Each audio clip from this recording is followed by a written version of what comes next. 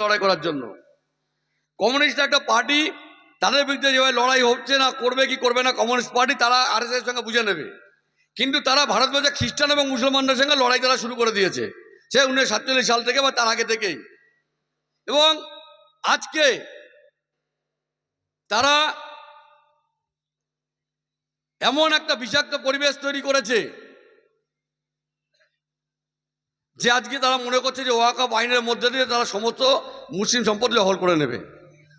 প্রথম কথা হচ্ছে, আমি এখানে যারা হিন্দু মানুষজন আছে আমার মতন, তাদের কাছে আমি বলি যে এটা হিন্দুদের বিরুদ্ধে কোনো লড়াই নয়, কোনো লড়াই হিন্দুদের বিরুদ্ধে নয়। এই লড়াই হচ্ছে সংবিধান বাঁচানোর লড়াই। ওয়াকফ আইন সরাসরি, আমি আজকে কোর্টের সেটা জানি না, যে কোর্টে সম্ভবত পারমিশন দেয়নি ব্রিগেড সভা সে সম্ভবত। আচ্ছা, মানে এখন আর্মি যদি সময় পারমিশন দেয় তাহলে হয়তো পারমিশনটা পাওয়া যাবে, এখনো শিওর হয়নি। তো আজকে আমরা বলতে চাই যে এই সভাটা হিন্দুদের বিরুদ্ধে নয়, এটা সংবিধান বাঁচানোর লড়াই। সংবিধান কোনো নির্দিষ্ট একটি ধর্মের লোকেদের নয়, সংবিধান হচ্ছে গোটা ভারতবাসীর, গোটা জনতার। সংবিধানটা নরেন্দ্র মোদীরও, সংবিধানটা অমিত শাহেরও, সংবিধানটা আমারও, সংবিধানটা এখানে যে সভা শুনতে এসেছেন তাদের সবারও, বা যে মানুষটা মাঠে এখনো কাজ করছেন বা কলেকারখানায় কাজ করছেন, সংবিধানটা তার জন্যও। সেই সংবিধানটাকে রক্ষা করার জন্য আজকে আমরা এখানে জমায়েত হয়েছি। যে তারা ওয়াকফ আইনের মধ্যে দিয়ে, সংশোধিত ওয়াকফ আইনের মধ্যে দিয়ে তারা ভারতবর্ষের সংবিধানকে সরাসরি আঘাত করেছে। আপনাদের সবার হাতে মোবাইল আছে, এবং আমার বিশ্বাস এই পাড়াতে এখন এই গ্রামে বহু মানুষ ইংরাজি পড়তে জানেন। সংবিধানের মৌলিক অধিকারে 25 থেকে 30 এই যে অনুচ্ছেদ, সে অনুচ্ছেদগুলি পড়ে নেবেন। সেখানে পরিষ্কারভাবে বলা আছে প্রত্যেকটি ধর্মের মানুষের তাদের নিজস্ব সংগঠন করার অধিকার আছে, তাদের ধর্মীয় প্রতিষ্ঠান চালানোর অধিকার আছে, এবং তারা তাদের নিজস্ব ধর্ম প্রচার এবং প্রসার করার অধিকার তাদের আছে। আজকে ওয়াকফ আইন 2025 আনার সময় তারা কি বলছে? বলছে যে আমরা মুসলমানদের ভালো করব। ভাবুন, একটা বাঘের সামনে একটা হরিণের বাচ্চাকে ছেড়ে দিয়ে বলছে ভাই তোর ভালো হবে। ওয়াকফ আইন 2025, সে নরেন্দ্র মোদীরা মুসলমানদের ভালো করছে। কিভাবে করছে আমরা প্রথম থেকে শুরু করি, 2014 সাল থেকে শুরু করে। প্রথমে আসলো কি? প্রথমে বললো যে হজে প্রচুর পরিমাণে টাকা ভর্তুকি দেওয়া হয়, যেটা যারা ধর্মকর্ম করতে যায় তারা পায়, গরিব মুসলমানরা পায় না, তাই তো বললো। তারা হজে ভর্তুকি বন্ধ করে দিল। তার 2 বছর পরে এয়ার ইন্ডিয়া বন্ধ হয়ে গেল। ব্যাপারটা কিরকম মজার নয়?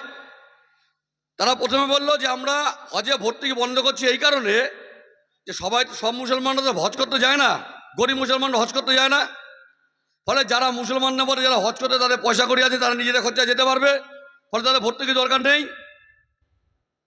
তাহলে সেই টাকাটা আমরা গরিব মুসলমানদের দেবো। আপনারা পেয়েছেন কিনা আমি জানি না, আমার কাছে কোনো খবর নেই, কেউ পেয়ে থাকলে বলবেন। কিন্তু তারপরে 2 বছর পরে এয়ার ইন্ডিয়া বন্ধ হয়ে গেল, কারণ এই ভর্তুকি গোটা টাকাটা এয়ার ইন্ডিয়ার কাছে যেত। যারা হজ করতে যেতেন, যারা ভর্তুকি পেতেন, প্লেন ফেয়ারে যে ভর্তুকিটা সরকার দিত, সেই সরকারটা সরাসরি সরকার এয়ার ইন্ডিয়াকে দিত। হজ বন্ধ হয়ে গেল, হজে ভর্তুকি বন্ধ, এয়ার ইন্ডিয়াও বন্ধ। বুঝতে পারছেন? তাহলে হজে ভর্তুকি কেন বন্ধ করেছিল? এয়ার ইন্ডিয়াটা যাতে বেঁচে দেওয়া যায় তার জন্য। তারপরে বলল যে 3 তালাক খুব খারাপ। আমরা কেউ করছি, আমি সাধারণত আমরা মানবাধিকার কর্মীরা কোনো ব্যক্তি, সে নরেন্দ্র মোদী হোক বা অমিত শাহ হোক, তাদের ব্যক্তিগত জীবন নিয়ে আমরা আলাপ আলোচনা করি না। নরেন্দ্র মোদী তার স্ত্রীকে পরিত্যাগ করেছেন কি করেননি এটা আমাদের আলোচ্য বিষয় নয়। বললেন যে 3 তালাক অত্যন্ত খারাপ। মুসলিম মহিলারা কেঁদে কেঁদে নরেন্দ্র মোদী পায়ে এসে পড়ছে যে আপনি 3 তালাকটা যদি বাদ না করেন, 3 তালাকটা যদি বেআইনি ঘোষণা না করেন, তাহলে আমরা সবাই মরে যাচ্ছি। 3 তালাক বাদ হয়ে গেল। আচ্ছা, এবার এইখানে যে আরএসএস করেন বা বিজেপি করেন যারা, তাদের কাছে আমার জিজ্ঞাসা, আপনাদের কাছে কি এমন কোনো পরিসংখ্যান আছে 3 তালাক বাতিল হয়ে যাওয়ার পরে কত % তালাক আপনাদের কাছে কমেছে? আপনাদের কাছে আছে এরকম কোনো তথ্য? সরকার এরকম দিয়েছে, মোদী সরকার, যে 3 তালাকে দেখো 3 তালাক বাদ দিয়ে বাতিল করেছি, তারপরে দেখো মুসলমানদের মধ্যে তালাকের পরিমাণ এরকম কমে গেছে, আগে এত হতো এখন এত কমে এত হয়েছে, এরকম কোনো তথ্য আছে? RSS এর কাছে আছে, এখানে যে বিজেপি করে তার কাছে আছে, থাকলে দিয়ে যান ভাই, আমি এখানে পড়ে দিচ্ছি। আপনার দেওয়া তথ্যই পড়ে দেবো, সঠিক হোক মিথ্যা ভুল হোক আমি পড়ে দেবো। যে আগে যতদিন পর্যন্ত তালাক ছিল, 3 তালাক ছিল, ততদিন পর্যন্ত এত মুসলিম মহিলাদের যখন তখন তালাকের রাত্রি দিনে নেই, রাতে নেই, রাত দুপুরে নেই, ভোরে নেই, যখন তখন তালাক হতো। এখন 3 তালাক বাতিল হয়ে যাওয়ার পরে এই যখন কমে এই হয়েছে। তারপরে কি বললেন? তারপরে বললেন যে ওয়াকফ যে সম্পত্তি আছে সেটাকে যদি ঠিক মতো যদি ম্যানেজ করা যায়, ওয়াকফ সম্পত্তিটা যদি ঠিক মতন দেখভাল করা যায়, মানে বিড়াল যদি ঠিকঠাক মাছকে পাহারা দেয়, তাহলে 12,000 কোটি টাকার সম্পত্তি নাকি আসবে বছরে, এবং সেটা দিয়ে মুসলমানদের, গরিব মুসলমানদের উপকার করবে। আবার এখানে যারা বসে আছেন গরিব, তাদের উপকার হবে, আমাদের মাতিনদা বা তার দাদা এদের উপকার হবে না, বা আমাদের করা ছেড়ে দিন, তরিকুলের উপকার হবে না, কিন্তু আপনাদের হবে যারা এখানে বসে মিটিং শুনছেন। তো আমরা বললাম যে ভাই কত টাকা আসবে বছরে? বলে 12,000 কোটি টাকা। আমরা বাহ, 12,000 কোটি টাকা অনেক টাকা। তো আপনার যে বন্ধু নীরব মোদী, যিনি 20,000 কোটি টাকা মেরে চলে গেছে, তাকে ধরে আনুন, 20,000 কোটি টাকা আদায় করুন, 12,000 কোটি টাকা মুসলমানদের জন্য খরচা করুন, 8,000 টাকা গ্যাসে ভর্তুকি দিন, তাই তো? যে নীরব মোদীকে ডেকে নিয়ে আসুন। আপনার নীরব মোদী 20,000 কোটি টাকা নিয়ে পালিয়েছে, তাকে ধরে এনে 20,000 কোটি টাকা আদায় করুন। আপনার মুসলমানদের জন্য এত দরদ, মুসলমানদের জন্য আপনার বুক ফেটে যাচ্ছে, তা সেইখান থেকে 12,000 কোটি টাকা নিয়ে মুসলমানদের, গরিব মুসলমানদের দান করুন এবং তাদের উপকার করুন। আর বাকি যে 8,000 কোটি টাকা আছে, আমার মতন গরিব মানুষ যারা গ্যাসে ভর্তুকি পায় না, গ্যাসে ভর্তুকি দিন। কারণ আপনারা জানেন, সবাই জানেন, এবং হিন্দুরাও কেনে যে 400 টাকার গ্যাস আমরা এখন 900 টাকা কিনছি, ফলে ওখানে আমাদের একটু ছাড় হলে ভালো হয়। নীরব মোদীকে ধরে আনলেই হয়। এবং আপনার যে 28 জন গুজরাটি বন্ধু যারা ভারতবর্ষে 10 লক্ষ কোটি টাকা মেরে চলে গেছে, আপনি তাদের ধরে নিয়ে আসেন, তাহলেও আপনি ভারতবাসীর উপকার করতে পারবেন। ওই সহজ পদ্ধতিটা না থেকে আপনি কেন আজকে ভারত ওয়াকফ সম্পত্তির দিকে নজর দিচ্ছেন? তার কারণ পরিষ্কার। এই যে বিশাল পরিমাণ সম্পদ যেটা ভারতবর্ষের বিভিন্ন শহরে প্রাইম জায়গাতে উপস্থিত, সেগুলোকে দখল করে আদানি, আম্বানি, টাটা বিল্ডারদের দেবেন বলে এই পরিকল্পনা। কারণ ইতিমধ্যেই প্রকাশ এসে গেছে, আমার কাছে ডকুমেন্টও আছে, এর IPS অফিসার আব্দুর রহমানের একটা বইও আছে, নামটা ডিনায়াল অ্যান্ড ডিপ্রাইভেশন বইটার নাম। সেখানে দেখুন ওয়াকফ সম্পত্তি কে কে দখল করে তার লিস্ট আছে। আপনারা আদানির যে বড় বাড়িটা দেখেন, সেটা ওয়াকফ সম্পত্তি। মানে ভারতবর্ষের সব থেকে গরিব মুসলমান হচ্ছে আদানি। তাই জন্য ওই ওয়াকফ সম্পত্তির উপর তিনি 27 তলা একটা বাড়ি করে সেখানে আছেন। আর ওয়াকফ সম্পত্তি ইতিহাসটা যদি,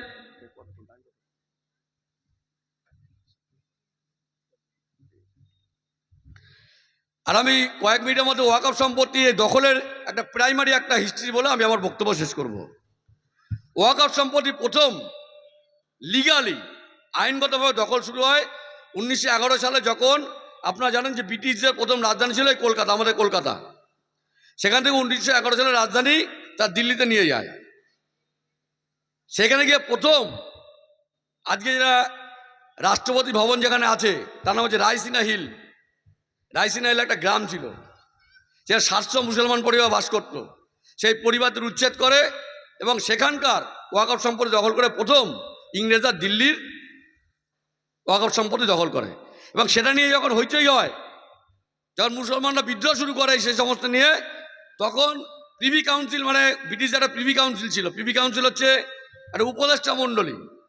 ব্রিটিশ রাজা বা রানী যারা শাসন করত, তাদের উপদেষ্টার জন্য কিছু লোক থাকতো, সেই উপদেষ্টা কমিটিকে বলা হতো প্রিভি কাউন্সিল।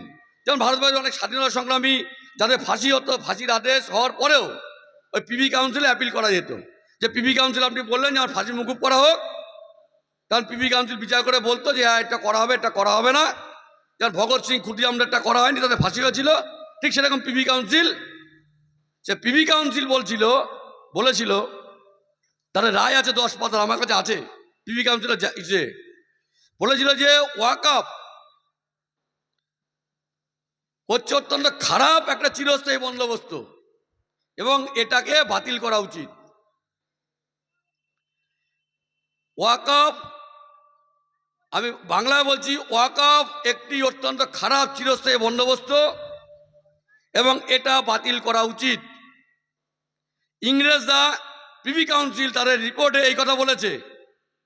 আর আজকের ওয়াকফ সংশোধিত ওয়াকফ আইন 2025 তার সঙ্গে ব্রিটিশদের বক্তব্যের কোনো অমিল আছে? এখানে যারা শুনছেন, এখানে যারা আমাদের কথা শুনছেন, তারা একটু আমাকে বুঝে বলুন যে ব্রিটিশরা বলেছিল যে ওয়াকফ একটা অত্যন্ত খারাপ ধরনের চিরস্থায়ী বন্দোবস্ত এবং এটা বাতিল হওয়া উচিত। আর আজকে নরেন্দ্র মোদীরা যে ওয়াকফ আইন 2025 সংশোধন করেছে, এই বক্তব্যের সঙ্গে তার কোনো পার্থক্য আছে? এরা হচ্ছে ইংরেজদের অসম্পূর্ণ কাজ সম্পূর্ণ করার জন্য আজকে ভারতবর্ষে এসছে। এটা আপনি ধরে রাখুন, এটা একদম আজকে প্রমাণিত যে ইংরেজরা 47 সালে দেশ ছেড়ে চলে, স্বাধীনতা আন্দোলনের ফলে দেশ ছেড়ে চলে যাওয়ার সময় যে কাজগুলো তারা করতে পারেনি, তারা সেই কাজগুলো করছে। এক কথায় 2025 সালের ওয়াকফ সংশোধিত ওয়াকফ আইন হচ্ছে, আমার কাছে হচ্ছে এইটা। তারপরে ব্রিটিশ প্রিভি কাউন্সিলের সেই রায় ব্রিটিশ সরকার, ব্রিটিশ রাজ মানেনি। তারা 1913 সালে আইনটা করে মুসলমান ওয়াকফ অ্যাক্ট, ভ্যালিডেটিং অ্যাক্ট 1913। আমি কথাগুলি শুনতে বলছি ভালো করে। আইনটা প্রথম হলো মুসলিম ওয়াকফ অ্যাক্ট, ভ্যালিডেটিং অ্যাক্ট 1913। 1923 সালে আইনটার নাম হলো মুসলিম ওয়াকফ অ্যাক্ট 1923, মুসলিম ওয়াকফ অ্যাক্ট 1923। স্বাধীন ভারতে নাম হয়ে গেল ওয়াকফ অ্যাক্ট 1954। এখন নাম হচ্ছে উমিদ। মানে যেটা ছিল মুসলিম ওয়াকফ অ্যাক্ট ব্রিটিশ আমলে, সেটা স্বাধীনতার পর হয়ে গেল ওয়াকফ অ্যাক্ট। ওয়াকফ একটা আরবি শব্দ, এটা কোনো মুসলমান শব্দ নয়, আরবি শব্দ। যেমন সংস্কৃত শব্দ হয়, ইংরেজি শব্দ হয়, আরবি সেরকম একটা শব্দ। আরবি একটা ভাষা, এটা আরবি একটা শব্দ। মানে যা কিছু দেবতার উদ্দেশ্যে দান করা হয়। একটা সময় ছিল হিন্দুদের দেবত্ব সম্পত্তিকে ওয়াকফ বলা হতো, সেই ইতিহাসও আমাদের কাছে আছে। বেশ কিছু হিন্দু মন্দিরের সম্পত্তিকে ওয়াকফ বলতো। তেমন ওয়াকফ কোনো ধর্মীয় শব্দ নয়, কিন্তু ওয়াকফ শব্দটা শুনলে অন্তত বোঝা যেত এটা ইসলামের সঙ্গে জড়িত একটা বিষয়। এবার উমিদ নাম হয়ে গেছে উমিদ, এটা শুনলে বোঝা যায় এটা মুসলমানদের ধর্মীয় সম্পত্তির বিষয়, বোঝা যাচ্ছে। তার মানে আমরা আমাদের অলক্ষ্যে আমরা নজর দিইনি যে মুসলিম ওয়াকফ অ্যাক্টটা কখন ওয়াকফ অ্যাক্ট হয়ে গেল। সেটা চলতে থাকলো 50 বছর, 60 বছর, 70 বছর, প্রায় 80 বছর চলতে থাকলো, 70 বছর চলতে থাকলো। চলার পরে আজকে যখন এটার নাম উমিদ হয়ে গেল, তখন বললাম যে আমাদের ওয়াকফ সম্পত্তি বাঁচাতে হবে।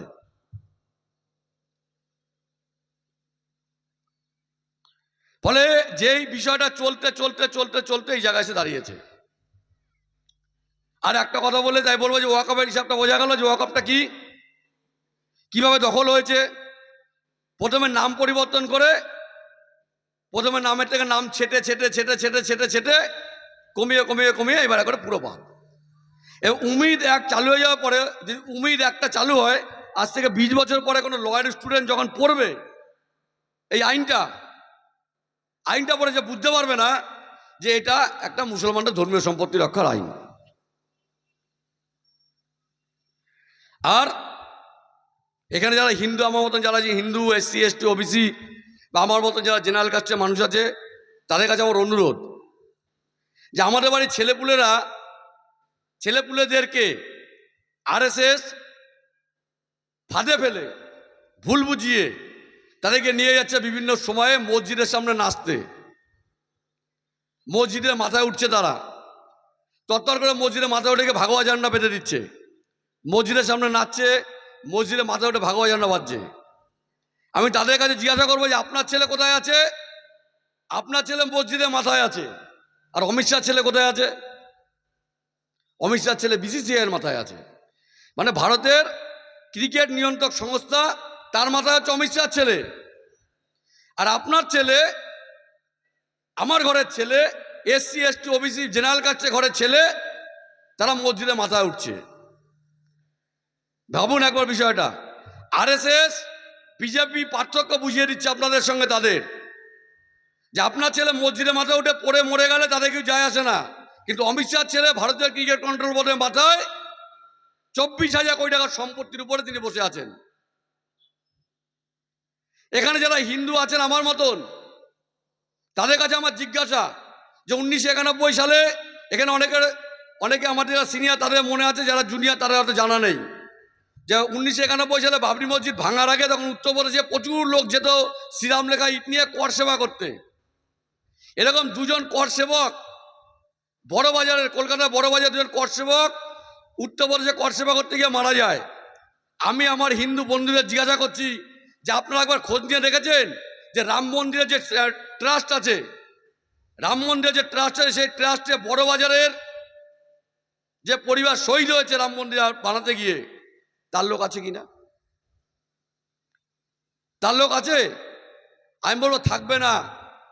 আপনি পুরীর জগন্নাথ দেবের মন্দিরের ট্রাস্টের আইন দেখেন, তার 2 নম্বর ধারায় বলা আছে যে যদি যে কেউ শুধু হিন্দু হলেই জগন্নাথ মন্দিরের ট্রাস্টের আপনি মেম্বার হতে পারবেন না, আপনাকে ব্রাহ্মণ হতে হবে। তাই যে সমস্ত দলিত, আদিবাসী, মানে এসসি এসটি ওবিসি বা আমার মতন জেনারেল কাটছে ঘরের ছেলেপুলেরা যারা মসজিদের সামনে গিয়ে নাচছেন, মসজিদের মাথা গিয়ে ভাগা ঝান্ডা লাগাচ্ছেন, তাদের বলছি আপনাদের কোনো মন্দিরের কোনো ট্রাস্টিতে বিজেপি আরএসএস আপনাদেরকে নেবে না, জায়গা দেবে না, পাবেন না আপনারা জায়গা। তাই আমি অনুরোধ করবো সতর্ক হন, আরএসএস বিজেপির এই পাতা ভাদে পা দেবেন না। খুব খারাপ সময় এরা নিয়ে এসেছে। গ্যাসের দাম বেড়েছে, পেট্রোলের দাম প্রতিদিন বাড়ছে, জিনিসপত্রের দাম আগুন হয়ে যাচ্ছে, আর এরা আপনাদের সঙ্গে ধর্ম খেলছে। এরা বলছে যে আরএসএস, আবার কিছু কিছু জায়গাতে বলছে যে আমার কাগজটা বের করতে ভালো ইসে বলছে বিজেপি রাজ্যসভার সদস্য রাধামোহন দাস আগরওয়াল, তার নেতৃত্বে একটা কমিটি বানিয়েছে বিজেপি, 16 পাতা তারা একটা বইও বের করেছে। আমি বিজেপির নেতাদের কাছে বইটা চেয়েছি, এখানে যদি কোনো বিজেপির নেতার কাছে থাকে আমাকে দেবেন। তারা ওয়াকফ সম্পত্তির কি কি ভালো গুণ সেগুলো তারা প্রচার করবে, আপনাদের কাছেই আসবে প্রচার করতে নাকি। তারা আমাদের পাড়া যারা আছে, যারা 2-1 জন আছে, তারা বলছে যে ওয়াকফ সম্পত্তি দখল করার পরে তারা নাকি হিন্দুদের দেবে, কিছু কিছু হিন্দুদের নাকি দেবে। ইতিমধ্যে এই ওয়াকফ সম্পত্তি বলে এটা ইতিহাস, বহু হিন্দু লোক ওয়াকফ সম্পত্তিতে বসবাস করে, বহু স্কুল কলেজ এসব আছে, ওয়াকফ সম্পত্তির বলে ইতিহাস আছে, রেকর্ডেড। কিন্তু যারা আমি বলবো সেই হিন্দু পরিবারের ছেলেপুলে, যারা আমার মতো হিন্দু পরিবারে যারা জন্মেছেন, তাদের যে এই সমস্ত কথা বলছে তারা বিশ্বাস করবেন না। এই জন্য আমি আপনার গল্প বলি। গল্পটা হচ্ছে একটা বাঁদর একদিন গাছে গোড়া থেকে তরতর করে মাথায় উঠছে, উঠে গিয়ে বলছে চান্স আছে, আবার নিচে নামছে, আবার তরতর করে উপরে গিয়ে বলছে যে চান্স আছে। তখন অন্য বাঁদররা ভাবছে কি ব্যাপার, যে ওই রকম লাফাঝাফি করছে কেন, বারবার নিচে যাচ্ছে উপরে উঠছে, কি বিষয়। একটা বাঁদর সে এটা দেখতে আসলো, দেখতে এসে দেখছে যে গাছের গোড়ায় বসে একটা যুবক এবং যুবতী প্রেম করছে, এবং প্রেম করতে গেলে ঝগড়া হচ্ছে। তা ঝগড়ার মাঝে মাঝে এই মেয়েটা বলছে তোমাকে বিয়ে করার থেকে একটা বাঁদরকে বিয়ে করা ভালো। এই বাঁদরকে বিয়ে করা ভালো। এই কথা শোনার পরে বাঁদরটা ভেবেছে চান্স আছে। আমি বলবো এই চান্স কিন্তু সেরকম চান্স, বাঁদরের চান্সের মতন। যে সমস্ত হিন্দুদের কাছে এরা বলছে যে আমরা ওয়াকফ সম্পত্তি নিয়ে গরিব হিন্দুদেরকে দেব, তাদের ওই বাঁদরের মতনই চান্স আছে, এটা মনে রাখবেন। আর আমি আর 1 মিনিটের মধ্যে শেষ করব যে আজকে যারা এখানে এসছেন, আমি আশা করবো যে ব্রিগেডের সভাটা হবে, সেই জায়গা থেকে আমার এই আবেদন যে যারা ব্রিগেডের সভায় যাবেন মাথা ঠান্ডা রাখতে হবে। ওয়াকফ আইন বাঁচানো মানে আপনারা শুধু ওয়াকফ আইন বাঁচাচ্ছেন না, দেশ সংবিধানকে বাঁচাচ্ছেন। এটা শুধু ওয়াকফ আইন বাঁচানো নয়, ভারতবর্ষের সংবিধানের ধর্মনিরপেক্ষতাকে বাঁচানো। তাই যারা যাবেন মাথা ঠান্ডা রাখবেন, এবং এখানে যারা এসছেন আমি বিশ্বাস করি তারা সবাই নেতা। এমন হতেই পারে যে আপনি কলকাতায় গেলেন, জল পাওয়া গেল না, হতেই পারে। ধর্মতলা আশেপাশে অঞ্চলে জলের দোকান বন্ধ, কলকাতার টিউবওয়েলে জল পড়ছে না, হতেই পারে। সঙ্গে 2 লিটার জল নিয়ে যাবেন, বাড়িতে বোতল আছে নিয়ে যাবেন। চিড়ে মুড়ি সঙ্গে পোটলায় বেঁধে নিয়ে যাবেন। একদিন চিড়ে মুড়ি খেয়ে থাকা যায়, একবেলা যায় তো, আন্দোলনের জন্য আরো না খেয়েও থাকা যায়। এবং কেউ রাস্তায় কিছু দিলে নেবেন না, কেউ কিচ্ছু দিলে নেবেন না। কেউ রাস্তায় আপনাকে একটা পতাকা ধরিয়ে দিয়ে বলে ভাই একটা ছবি তুলে, হয়তো সেটা পাকিস্তানের পতাকা হতে পারে। আপনি ধরলেন, ছবি তুলে সোশ্যাল মিডিয়াতে বলে দিলেই দেখো কলকাতার সভাতে পাকিস্তানের পতাকা নিয়ে এরা যাচ্ছে, দেশটাকে এরা বাংলাদেশ বানিয়ে ফেলছে। তাই কোনো প্রলোভনে পা দেবেন না। যাবেন শান্তমতে। সমাবেশের উপরে গোটা ভারতবর্ষ তাকিয়ে আছে, গোটা পৃথিবী তাকিয়ে আছে। আজকে যারা এখানে এসছেন ওয়াকফ বাঁচাতে, আমি আবার বলছি, যারা ওয়াকফ বাঁচাতে এসছেন তারা দেশের সংবিধান বাঁচাতে এসছেন। এবং আমরা এই ঐতিহাসিক লড়াই জিতবো, এই ঐতিহাসিক লড়াই আমরা জিতবো। এবং আমরা তার ফলে সারা পৃথিবীর যেখানে যেখানে সংখ্যালঘু মানুষজন আছে, সে প্যালেস্টাইন হতে পারে, অন্য কোনো দেশ হতে পারে, তাদের কাছে একটা বার্তা আমরা দেবো যে লড়াই করে আমরা জিতেছি, আমরা আপনাদের পাশে আছি। প্যালেস্টাইনের পাশে থাকার বার্তা কি? যে আমরা এখানে ওয়াকফ আইন প্রত্যাহার করতে বাধ্য করব, দেশের সংবিধান বাঁচাবো। এটাই হচ্ছে আমাদের অঙ্গীকার হবে প্যালেস্টাইনের মানুষের প্রতি, যে আমরা এখানে সংবিধান বাঁচিয়ে আপনাদের পাশে দাঁড়াবো। সেই জন্য মাথা ঠান্ডা রাখতে হবে। এই কথা বলে আগামী দিনে আরো বহু লড়াইয়ে দেখা হবে আপনাদের সঙ্গে, এই আশা রেখে ডাকলেই আসবো সময় পেলে, এই অঙ্গীকার করে আজকে বক্তব্য শেষ করছি। ধন্যবাদ।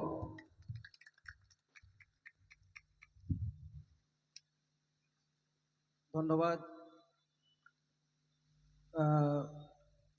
ভানুদাকে।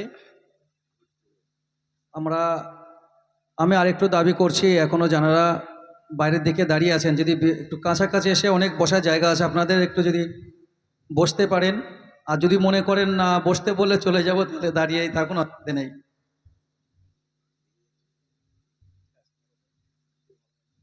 আমরা সবাই মিলে একটু তাকবীর দিই। নারায়ে তাকবীর, নারায়ে তাকবীর। মহামান্য মুফতি